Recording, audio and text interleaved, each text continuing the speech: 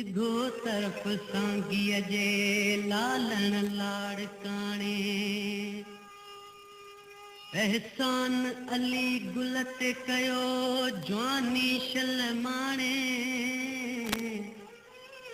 तोखे अल्लाह शलाणे हो त दोदाईअ में दीदार थी मिली वञ यार तूं मूंसां अचानक मौत ईंदो आ मिली वञ यार तूं मूंसां अचानक मौत ईंदो आ हयातीअ ते नाहे बांवर विछोड़ो थी त वींदो आ मिली वञ यार तूं मूंसां अचानक मौत ईंदो आ मिली वञ यार तूं मूंसां अचानक मौत ईंदो आ वेलकम बैक जनाब खुश आमदीद भलिकार जो पाकिस्तान FM 101 हैदराबाद जीअं त हीअ फरमाइशनि मंझां हीअ बि फरमाइश आहे ताज मोहम्मद सोलंगी जी ज़िल पाक मां नायाब सलाम वालेकुम अस्सलाम कीअं आहियो बिल्कुलु ठीकु आहियां अॼु थी सघे त मंज़ूर सेखराणी जी आवाज़ खे शामिल रखिजो यकीन नवाजी समातन ताईं आहे दोस्तनि खे सलाम वालेकुम अस्सलाम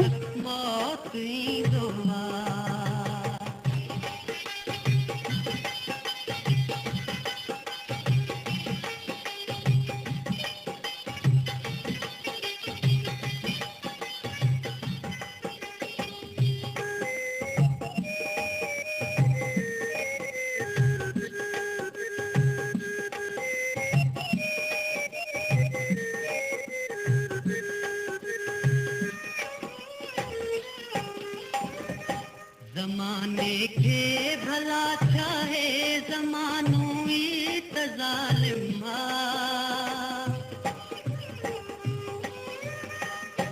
ज़माने खे भला चाहे ज़मानो ई त ज़ालिम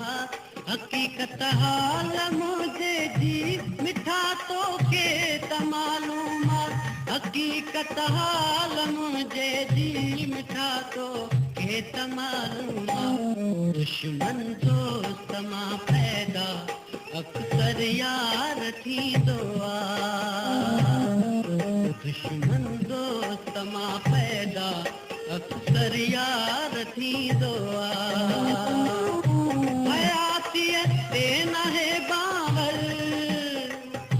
हयातीअ ते नाहे बांवर विछोड़ो थी त वींदो आहे मिली वञ यार तूं मूंसां अचानक मौत ईंदो आहे मिली वञ यार तूं मूंसां अचानक मौत ईंदो आहे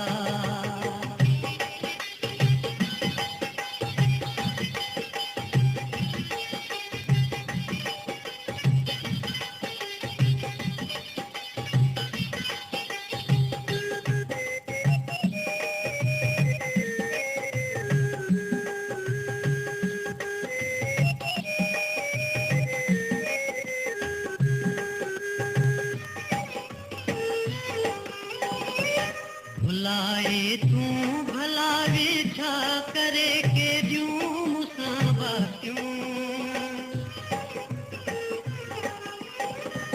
भुलाए तूं भला वेठा करे के ॾियूं मूंसां बातियूं मूंखे बसि यादि आहियूं गुज़ारियूं तो मूंसां रातियूं मूंखे बसि यादि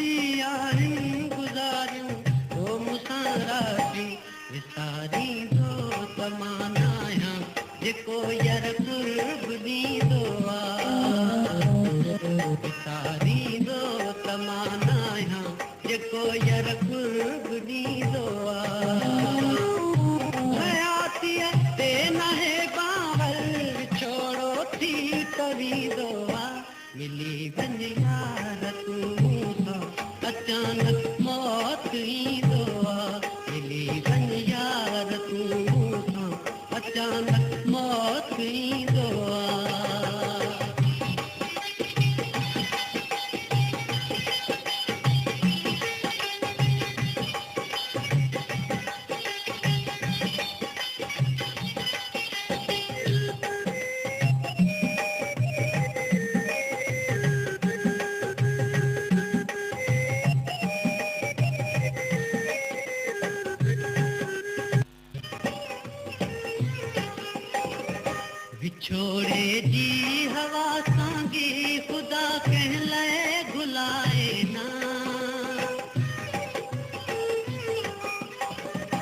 बिछोड़े जी हवा सांगे खुदा कहले घुलाए ना बिछोड़े जी हवा सांगे खुदा कहले घुलाए ना नसीबन में थींदो मेलो लिखल आहे अलाए न नसीबन में थींदो मेलो लिखल आहे अलाए न अलाए छो अली गुलही वहम दिल खे कहूंदो अलाए छो अली गुलही वहम दिल खे कहूंदो हयातीअ ते न है बावल हयातीअ ते न है बावल बिछोड़ो थी तवीदो मिली वञ यार तूं सां अचानक मौत ईंदो मिली वञ यार तूं सां अचानक मौत ईंदो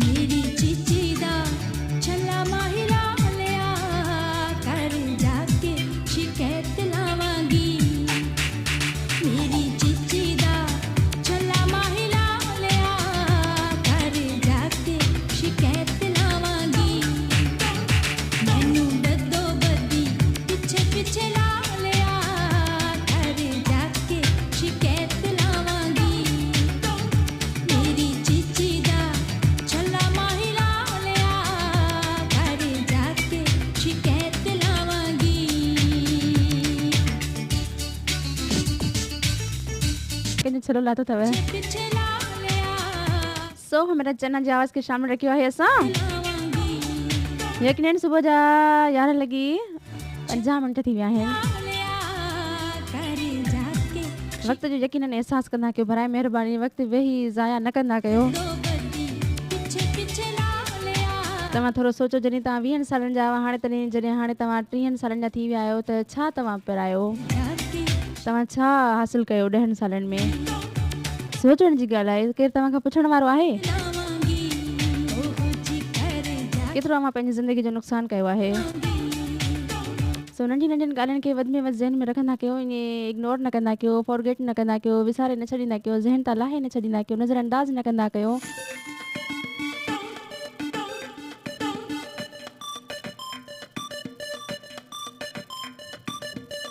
शाइर सजन सईदपुरी खां मुस्तफ़ा छुट्टो असांजे प्रोग्राम में शामिल आहे सवाल जो जवाब तव्हां ॾिनो आहे तव्हांजी वॾी महिरबानी असां प्रोग्राम में शामिल रहिया जॾहिं बि तव्हांजो मैसेज ईंदो आहे थोरो सबक़ु मूंखे पको करणो पवंदो आहे ईअं लॻंदो आहे या त 3 क्लास में वेठी आहियां या त मां 5 क्लास में वेठी आहियां कैसेट अची विया प्रोग्राम में शामिल गोश दरगाह मोहम्मद अली फ़कीर खान नायाब जी जी प्लीज़ मिले ममताज़ लाशरी सवाल जो जवाब तव्हां बि ॾिनो आहे वॾी महिरबानी तव्हांजी तव्हांजे प्रोग्राम में शामिल रहिया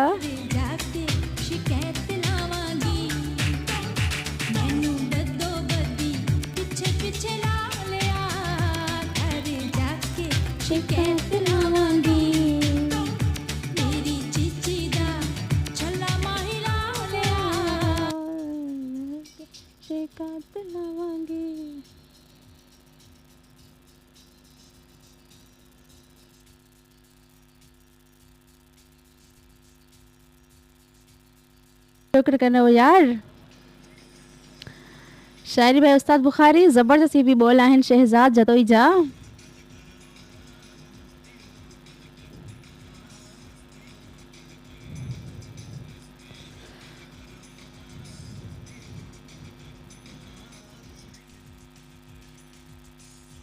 है सिंगर।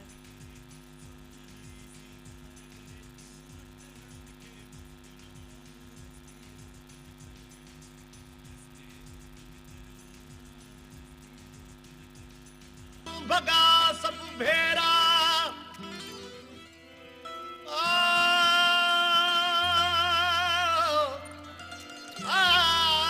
सजन व्यासा तसी साजर सवेरा पछाड़ी में खड़े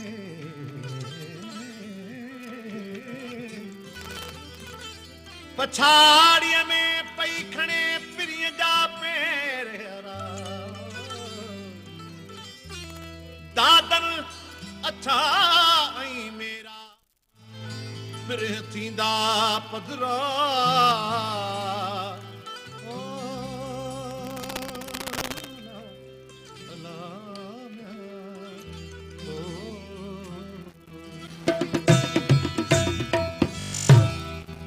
मोहब्बत मां तू मुर न जानी सुना तुझे ते इंदो के मोहब्बत मां तू मुर न जानी सुना तुझे ते इंदो के तुझे इसी की बेस